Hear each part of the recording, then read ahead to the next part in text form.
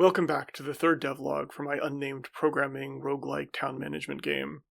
I do wish game genres were more like music genres, so I could just say it's codecore and be done. Or maybe neo-rogue wave. But sadly, game genres are agglutinative, not fusional. Anyway, this time I'm going to talk a little bit about the low-level WebAssembly interface to the game's AI.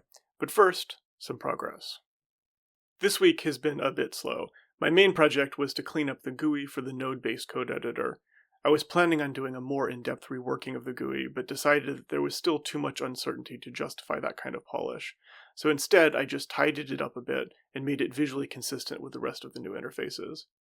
The code editor will be one of the most important interfaces in the game, it being, a programming game. So it needs to be comfortable to use and also visually integrated into the game. Currently, it's quite minimal.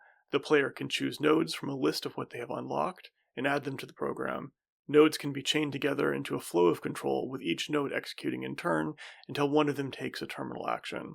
For example, in this program, control will stop at the attack node if the character has an available attack action and there's an enemy in range, in which case the attack node becomes the character's action for the turn, and the remaining nodes do not execute. Values can also be connected. For example, here, the level map node supplies a list of items the character has seen. That list can be connected to the move towards node, which will attempt to take a step towards the nearest item in the list if it receives control. There are currently nodes for branching and simple comparisons, and I will likely add other programming constructs as I develop the game. But, and this is one of the hard design problems in this project, I want to keep the system feeling fun, which I think means emphasizing high-level nodes that encapsulate chunks of complex behavior rather than focusing on very granular operations like you might when designing a non-game language. But we'll see how it develops. When the program executes, it displays a bit of debugging information by highlighting which nodes executed. That way you can see where the program exited and which branches it took.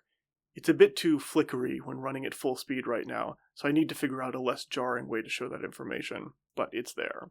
Here's where I do what sounds like a call to action, but it's actually an honest question.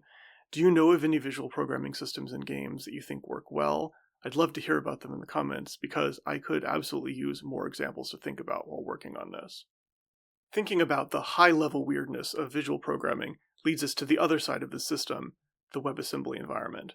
This is where the actual AI programs interface with the game. These WebAssembly programs control all the player's characters as well as the enemy creatures in the game.